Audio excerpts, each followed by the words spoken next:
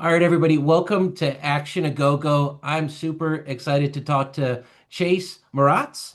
It's Chase, Mort's actually. It rhymes with shorts, but it's not oh, spelled that way, so nobody okay. gets it. Chase Moritz, shame on me. Should have done more preparation. No, no, no, no. Yeah, but we're here to talk Sugar Bomb.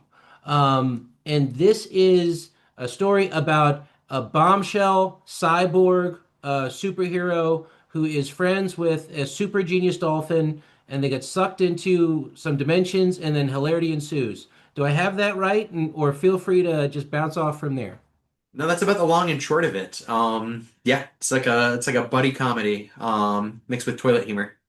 Awesome, awesome. So I'm just going to go down my list here. Really excited to talk to you about this. Super happy to meet you, of course. How would you give us a little bit of your background just before we dive into Sugar Bomb? Sure.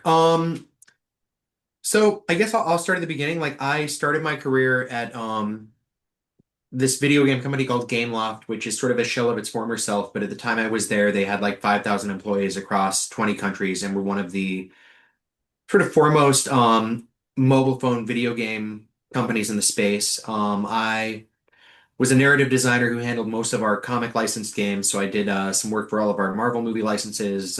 We did like the Men in Black 3 mobile game, a lot of stuff like that. From there, I transitioned. I joined IDW Publishing's editorial department in 2017. As an editorial assistant, sort of worked my way up the ranks there. By about the time the COVID lockdown hit, I was running our Star Trek program. And then during COVID, I transitioned to IDW Entertainment, where I helped take books that we had like the media rights for and transition them to film and television. The writer strike sort of scuttled a lot of that, and then I was shuffled back into editorial. And I kind of just, needed something new, so I left and I joined David, who I worked with at IDW here at Funtime Go, and now we're kickstarting comic books. Awesome. I want to circle back to that transition later of going from video games to comics. I'm really Sure. interested in that. But in the meantime, let's talk about the star of the show, Sugar Bomb. So how where did this come from? Like what universe did you have to tap into to come up with Sugar Bomb? It's funny. So David had thought of the name Sugar Bomb, and he knew we wanted to do like sort of a science-themed hero in that regard because Funtime Go, this is like our third sort of project. Previously, we've done like a roller derby team that fights kaijus, like a team of monstrous misfits led by Mina Harker that fights Dracula was our second book, and I think we both wanted to do something in the superhero space, so we came up with this name. And he and I used to share an office, so like our desks were just right by each other, and it started as a thing where we just like riff and try and make each other laugh by proposing these absurd situations with like Sugar Mom, this hero, like doing all this wacky shit, and like her friend became a dolphin, and it was just kind of two guys kicking stuff back and forth, and it kind of started to blossom. There was like lore and there was recurring things, and we're like, oh, maybe we actually do it, we write it and see how it goes. Awesome. Awesome. And so you've got these two misfits, right? Sugar Bomb and Thom the dolphin and Tom the dolphin. Do we lead with one? Well, I don't want to spoil So the fun of it, finding out why there's two sidekicks in one. That was one of my favorite little nuggets in there. But I'm happy to describe it. I think it's not too much of a spoiler. For people who don't want any spoilers, probably tune out for this. But I guess what I'm fascinated by, and the dolphin stuff came from me because I'm just like I'm a nerd about a lot of random things, and I frequently like wake up in the middle of the night and sort of doom scroll and look up stuff. And dolphin physiology happened to be a thing. And dolphins, to keep swimming in the ocean, they only sleep one half of their brain at a time. And I think the genesis of that is like, what if like the two halves are different people and Sugar Bomb has to deal with that as a sidekick. yeah, I loved all those little details. As someone who fancies himself a bit of a writer, like I feel like that's the fun of writing, right? Like Absolutely. you need that stuff that's not you or your experience to sort of fill out or maybe help someone discover something along the way, which was like a nifty surprise. Like this really came out of the blue for me. So I'm like, oh, I get to learn about dolphins while having my cheesecake. This is really cool.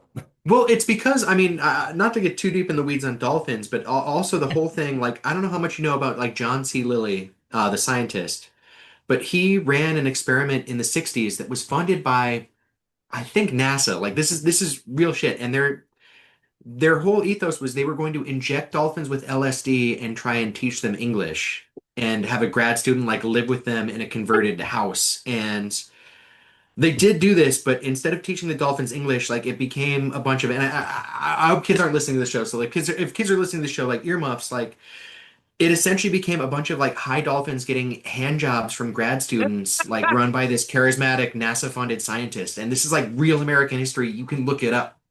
So like, yeah, I don't know, just like just fun little details like that. I mean, I might just be a weirdo, but yeah, I mean, I'm not surprised. That's all I'm gonna say. I'm not Yeah, surprised. But so the emotional core of the story is Sugar Bomb and Thom the Dolphin. Was that planned from the beginning, and did that help you like through this issue, right? Or absolutely. okay. Yeah, no, I think when it comes to writing, so I'm sort of I think I'm at heart very sentimental. I like people who trust each other and believe in each other and hold on to each other and are good friends. And I think like there's a lot of comedy that I love, but the characters are so rabidly kind of like these nihilists that are at war with each other. And it's very funny, but I think I wanted to craft a relationship that even though they're very different and they're in a very insane sort of world, there's still this warm heart that keeps them united Mm. because they know they both have each other's back. And I think that for everything I wrote in this issue and the subsequent issues, like that emotional core, I hope brings something that keeps the audience coming back. Yeah. Were there any inspirations? And I'm gonna go for the total normie. Oh, you don't say example like the robots from Star Wars, right? Yeah, C-3PO, R2-D2, stuff like that. totally. I mean that sort of stuff is a part of my core as a fan. Like Star Wars is one of the first things that I was ever a fan of. Just buying those Kenner action figures, and yeah, like the relationship between C-3PO and R2-D2. I think that is a great analog because I think C3PO is perhaps more hostile towards R2-D2 than Sugar Bomb is towards Tom, but there is a certain like we're stuck together, but when like push comes to shove, like, as much as it annoys me, like I will make sure we both get through this. Yeah, no, it worked. It worked. I loved it. But Yeah. you're the co-writer on this, correct, with David Hedgecock? Yes. Okay. I haven't I've tried to do collaborations in my life, but it hasn't worked for whatever reason. I mean, I've had editors and stuff, but besides that, like how do you sit down and go on that adventure with someone else? Like do you take turns? Do you just sit down and do it together? What's the story there? I mean, David and I have an interesting relationship. I think it helps that we've known each other for so long. I first met David when I interviewed for IDW in 2017. So he and I have known each other for pretty close to a decade. And just outside of writing, I think had a shorthand for working with each other. How we approach a story is we first do it sort of verbally. We just kind of talk through like what we think we want, what we think it's going to be about. From there, David will go and do just a general beat sheet of the plot. He'll kick that to me. I'll kind of read it, revise it, and then do like a page by page breakdown of how I think the 24 pages should go. I'll kick that back to him. He'll give notes on what he thinks is working, what isn't, and then from there I'll write the dialogue, and then I'll kick like the full script to him, and he has kind of final notes on what works and what doesn't, and that's sort of the way we do it. So I think we have kind of established lanes, and there's sort of a turn-taking process in terms of like it's not like we're alternating every page, but there is like a certain responsibility for building the structure of the thing and then adding the decorations to it that works for us. Awesome. Awesome. And let's talk about Sugar Bomb herself. Yeah. She's very tough, very powerful, little mean, but her heart's in the right place. I think you mentioned but you came up or David came up with the name first, and that was you came up with the character from there, or did she change along the way as you were writing? Like were you guys like this is working, this isn't, or Yeah, I think she certainly evolved from, the initial like things of just kicking it around to kind of getting her to a place where it felt like a character we wanted to spend time with. Because I think the core of Sugar Bomb, like I am, and I try and do this in my like I feel like there's a compulsion to try and be a good person that can often be annoying, but that can be its own reward. And I wanted to take somebody like Sugar Bomb and have her have sort of this ethos of like Spider-Man, like with great power comes great responsibility, or the line I go back to in my head a lot for her is, did you read Preacher? of course. Yeah, you remember like when Jesse's dad and I think Garth Ennis might have cribbed a John Wayne line here, but his dad sits him down before like the fucking hillbillies kill him and he's like, "Son, like you've got to be one of the good guys because there's way too many of the bad." Mm, And that's like I think that's Sugar Bomb's whole ethos. Like it can be easy to be bad. It can feel tempting to be bad, but she feels a compulsion to be good even though being good can often be annoying. awesome. Awesome. I love it. I'm trying to look through my notes, but her the character design. Um, Yeah, so who's involved in the character design? Bart Sears did that.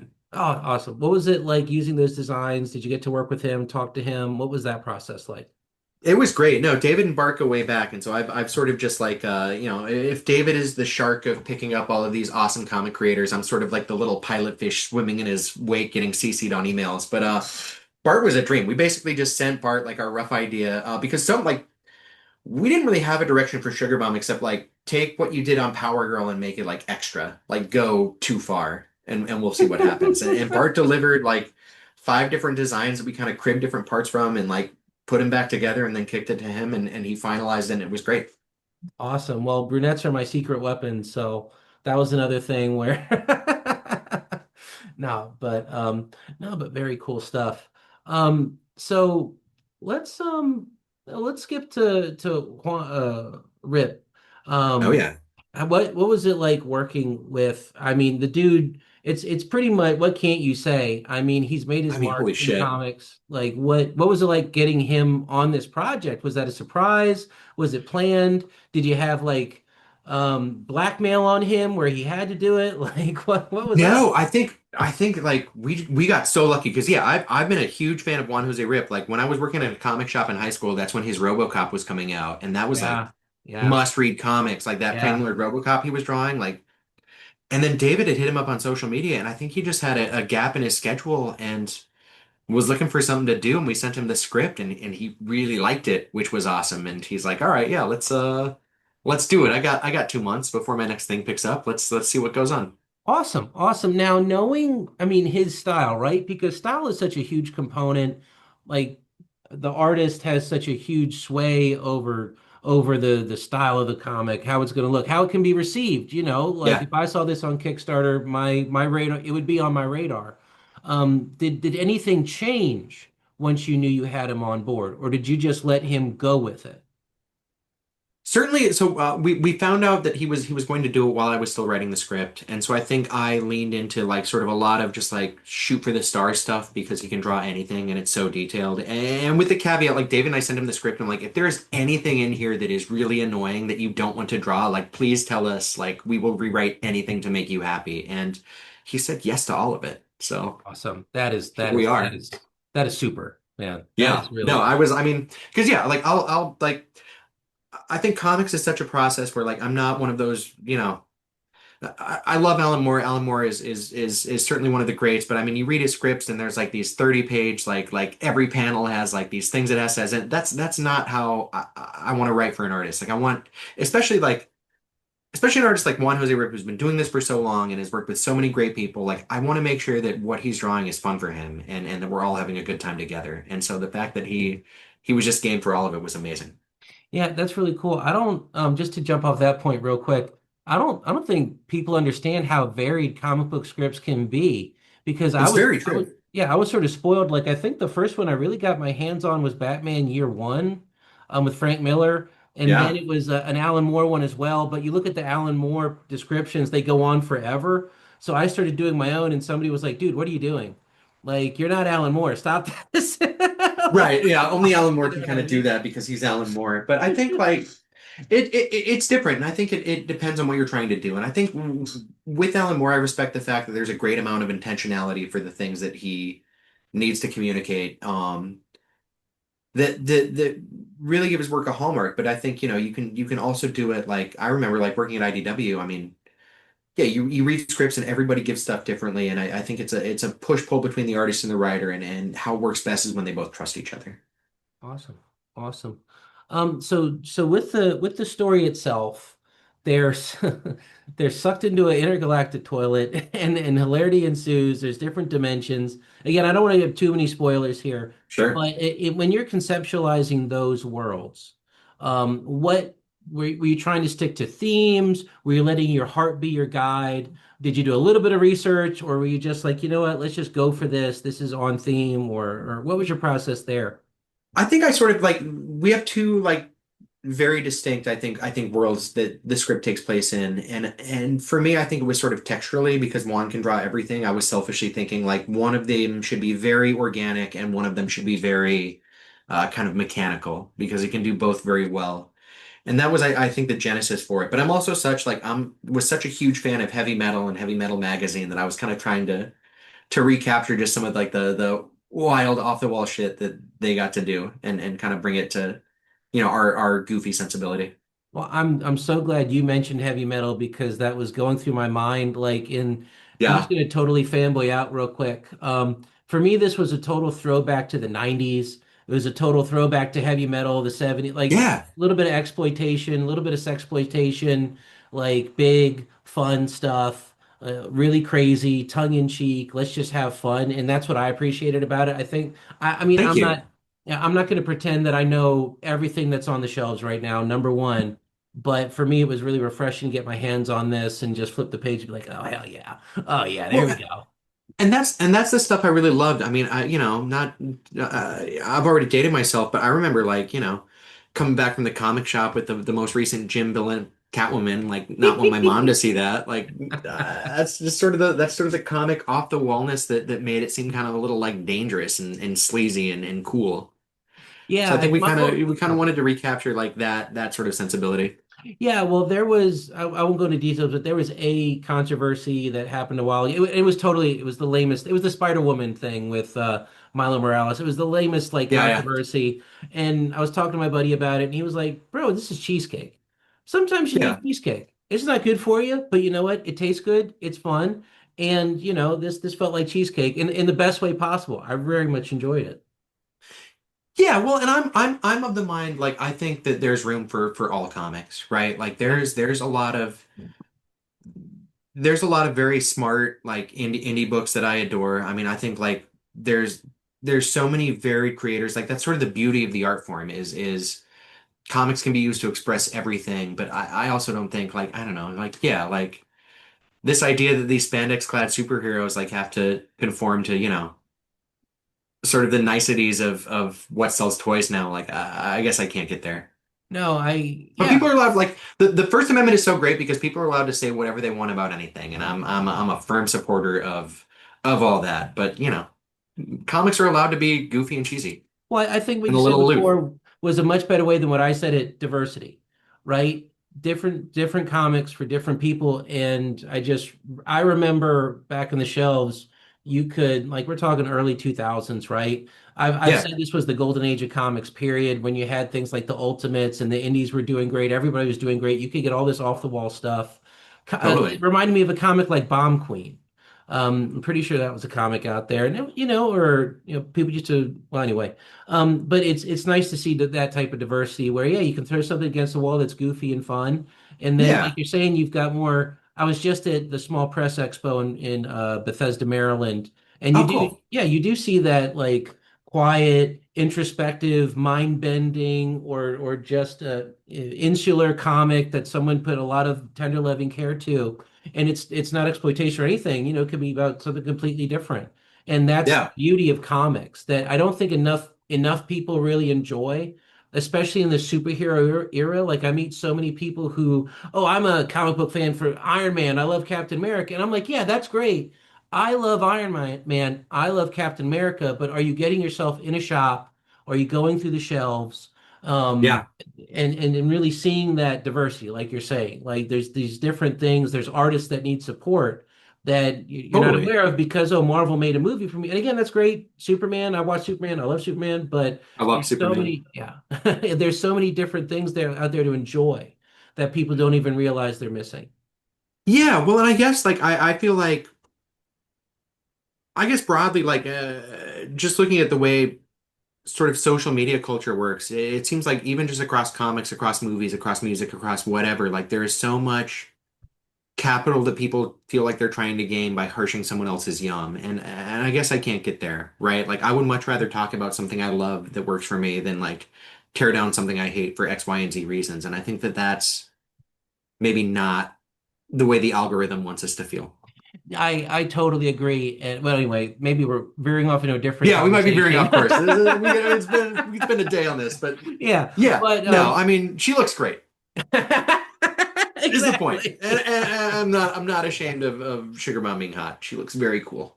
Yeah, yeah, totally. So we've gone over the amazing artist, we've gone over the story, we've gone over the dynamic between Sugar Bomb and Thom and whatnot. Let's switch gears a little bit because I'm fascinated by your career. Sure. You said you started out in video games and then you transitioned to comic books. Yeah. What was that like? How do you make that transition? Was it easy for you? Did it not matter, or was it a challenge? So much of my career has been a mix of right place, right time, and necessity of paycheck. And I've gotten very lucky, I think, because my formal training, I got my master's degree from the Tisch School of the Arts at NYU, and Oh, I initially thought I was going to pursue television writing. But then I did a summer in Berlin after grad school, and instead of working on my portfolio novel, I got high every day and hung out in the park. And that was great, but then I had to move back in with my parents for a while, and I was working at Barnes and Noble, and I was just applying for anything, and I found this like low level job at Gameloft. Like I was going to be like the lowest of the low on the ladder, like with my master's degree, making like I think they gave me like $50,000 a year in New York City, which was not good. It's not very good to have that in New York City, but packed up all my stuff, moved out there, worked my way up the ranks out there. Then my wife got into grad school in San Diego. She was getting her PhD, so just quit my job, moved out there. Because I know she'd been angling. She was never like quite a New York City person. It's a very chaotic place. So I think yeah, and we did it. We did that for 6 years, and then went back to the West Coast. And I was kind of doing freelance writing for a while, and then that all dried up. And I remember IDW used to be in this place called Liberty Station, and I was getting I feel terrible. I was getting day drunk in Liberty Station, lamenting the trajectory my life had taken as I had just turned 30, and IDW was there. I'm like, holy shit! Like I know IDW. Like I used to work in a comic shop, and I looked it up, and they had an editorial assistant position open. And so I went through the interview process. I got that, and I was making $11 an hour as an editorial assistant as a 30-year-old man with a master's degree. wow. But that was the cost of career shift, and I put in my hours. I did the stuff I had to do, and they rewarded me. Like I moved through the ranks like pretty good, right? Like I really tried to give everything 100%. But I think that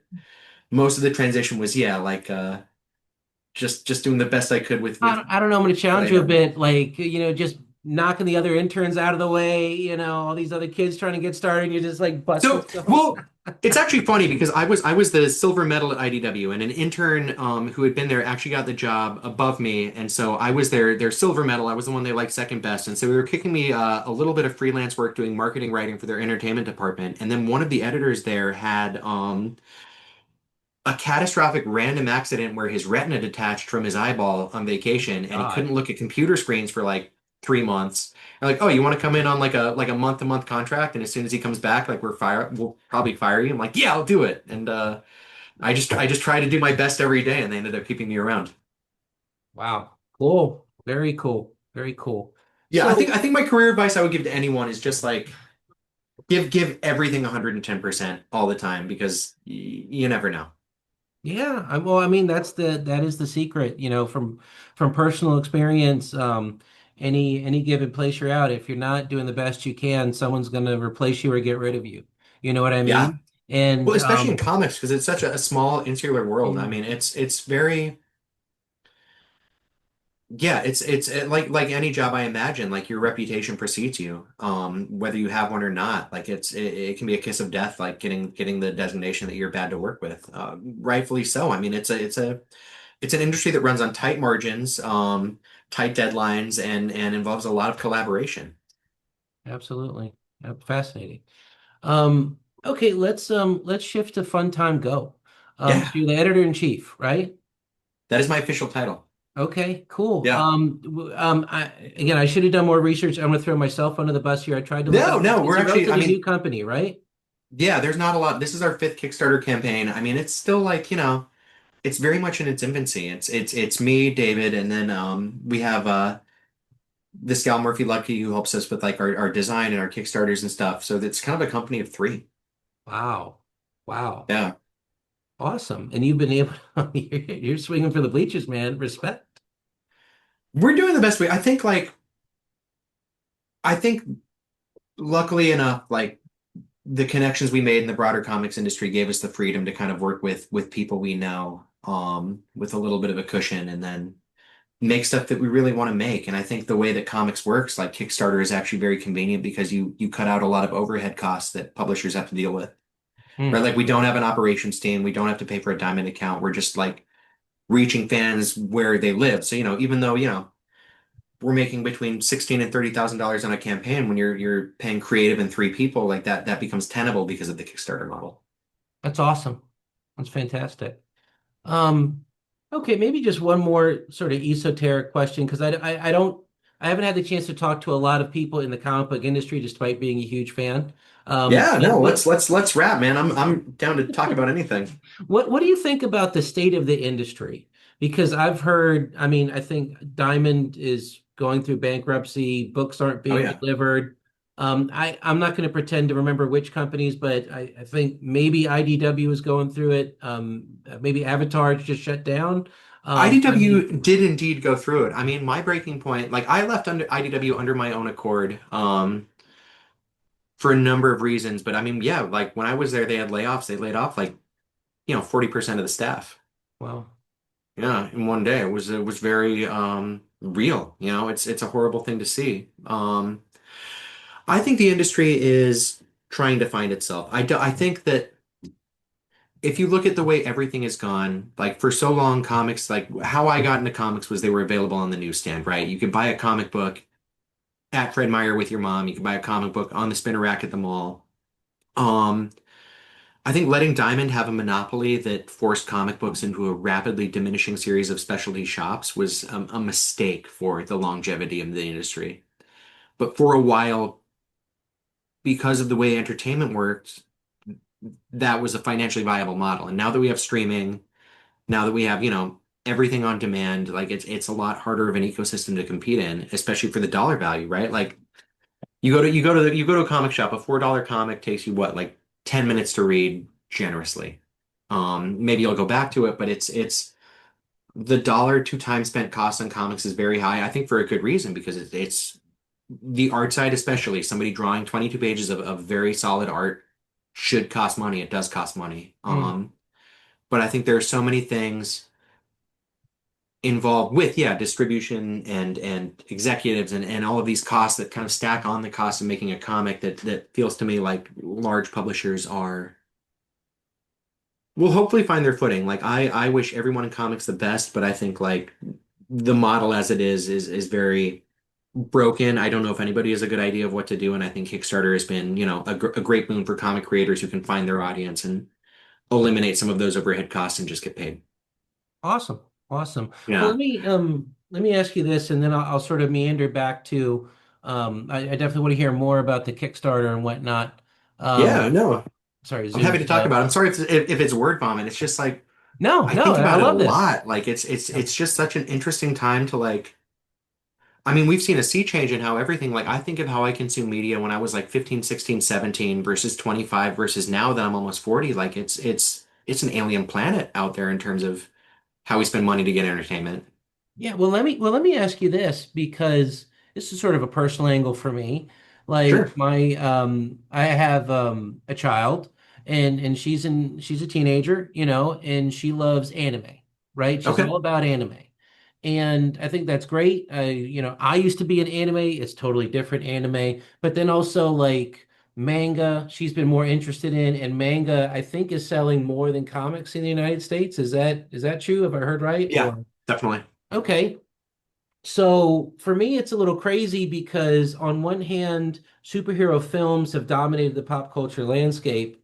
On the other hand, we've seen this rise in anime for sure. There's so many to choose from. Like I think I'm 40. I think you said you're pushing 40. Like Yeah, I I'm remember 39, when, yeah. yeah, I remember when manga was new and it was so hot and cool, but it was more like even harder 80s movies or something than it was, the goofier, funnier, but still serious stuff it is now. Like that's probably just more of an observation than anything. Like is there any way for comics to catch up or bridge that gap? Because I feel like a lot of what kids and young adults like here has sort of always been here, but like I Yeah, said before, no one knows about it. And I feel like the industry has sort of literally cut its own throat in some ways by not embracing the diversity and promoting, like Disney wants to make sure that Captain America and Iron Man are in the zeitgeist. Again, that's great, but in the meantime, they've got all these books. They're doing like Wolf, and I'm just using Marvel sure, as a of scapegoat course. here. I They're mean, doing they're the Wolverine. elephant in the room, right? They're Yeah, 40% of the market. yeah, they're doing Wolverine versus Predator. They're doing Aliens versus Avengers. Cool, but normies don't know. Normies, normies aren't seeing this stuff, and I just don't understand why not just them, the whole industry isn't trying to shout a bit more, or maybe just get into a friendly competition. Like, hey, we can do One Punch Man too, or Yeah. something. If you like One Punch Man, guess what? You'll love Deadpool. Yeah, whatever you got going on. Put Sugar Bomb. You think Demon Slayer's cool, check this out. Whatever it is. Anyway, I'm just going to pitch that to you, and we can wrap for a couple more minutes. Yeah, no, I mean, I think it's a tough nut to crack because I think, especially the larger superheroes are sort of, I think, compressed under the weight of their own history, right? Because I think, like, especially looking at DC and Marvel, like, they don't necessarily know what to do in terms of attracting new fans with a good barrier for entry, but not alienating old fans who like the original continuity of the character. And so they're trying to serve both masters by having these things that it's hard to feel centered, I think, in like what is Batman's canon now? Like what counts for a Batman story? Like is Nightfall still canon? Like is it not? Like there was New 52. Like I feel like there's been so many soft relaunches, soft reboots, like things to try and get in new readers, but they didn't want to like go all the way and cut the cord with like everything that was canon, that it's very muddled now. And I think it's confusing for new readers to center themselves on this stuff. And I feel like manga has, you look at all the volumes, like they have sort of the niceness of having like, here's volume one. Like this is where Mm, it starts. There are 30 volumes after that that is the story. And I wonder if superhero comics especially haven't like gone to the well with too many things, too many versions of the characters that it almost becomes mm, overwhelming to even think like, if you tell somebody like, where does Batman start? Like there's a lot of different answers there. Like, you're probably not starting with Detective Comics 27 anymore. You're probably not starting with Frank Miller's Year One anymore. Like where like what's the thing for the new fan? Whereas like, One Piece is like, oh, here's volume one. Like go for it. And I think that's the thing that the comics industry hasn't quite figured out is like I don't want to say it's just about packaging, but I think it's a lot about packaging. interesting. No, you're totally right. That's a great point. When you hop on to Dragon Ball Z or whatever it is, Akira, Yeah. it's one linear thing, and it's Yeah. not 80 years or 90 years of baggage like what you get with Batman or Superman. Um, but we are running short on time. Yeah. So Yeah. let's just meander back to so why don't you just tell me about the Kickstarter? Where is it? Was it successful? Are we still going? What's the Yeah, state? we're still going. We end on Monday. So we've got 5 days left. We've a little more than doubled our goal, which is great. And Fantastic. yeah, you can just find it. If you Google Sugar Bomb Portal Potty, the Kickstarter should be the first thing that comes up, or you can go to funtimego.com. But yeah, there's 5 days left. I mean, we've still got last I checked, one Juan Jose Ryp head sketch, five Bart Sears head sketches still available in rewards. And yeah, we're hoping to have a nice last 5 days. Awesome. Awesome. All right. Well, I think we can end it there. Again, resounding support the Kickstarter by the Thank comic you. for me. Truly It was, appreciated. yeah, no, it was a fun walk down memory lane while being a great new experience. Hats off to Thank you. the work you did here. Fantastic stuff. Thank you. And thanks for having me on. Like it's getting the support of people who actually like it has meant so much. And I know like we're a small company, not a lot of people know about us. So things like this are just absolutely wonderful in terms of just spreading the word about what we're doing. Awesome. That's what we're here for. Chase, thank you so much for hopping on Action to Go Go. Yeah, thanks for having me. This is Derek Scarzella. If you've made it this far, thank you for watching or enduring. If you're feeling generous or even just mildly entertained, please like, subscribe, and comment to support the channel. I know you've got opinions. Don't even try to deny it. Drop them in the comments. Argue with me. Argue with each other. You are officially invited to engage in glorious internet combat. You can also find me on X, the artist formerly known as Twitter, Instagram, Threads, Instagram's awkward little brother, and the granddaddy of them all, Facebook. Oh, and while I've still got your attention, my novels The Vicious Game and Knuckle Crack Bone are up on Amazon. They're unapologetically gritty, punch-you-in-the-face crime stories with rave reviews. If you give them a shot, I'd be honored. Thank you again for watching. Rest well, hero. You're home.